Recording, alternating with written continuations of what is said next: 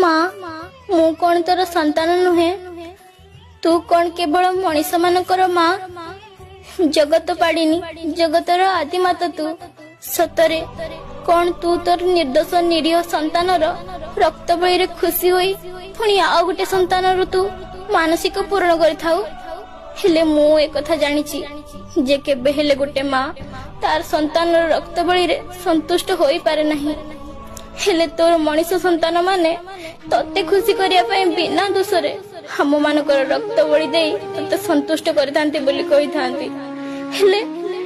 कहिलु माँ सतरे कोन तते कष्ट हुए नहीं तो आखि आगरे जेते बेले तोर मनीष संतान माने तोर निर्दोष निरीह संतान मानकर बेक को अति निर्दयतार सहित काटी दियंती आम कष्ट आम जंत्रणा सतरे कोन तते अनुभव हुए नहीं।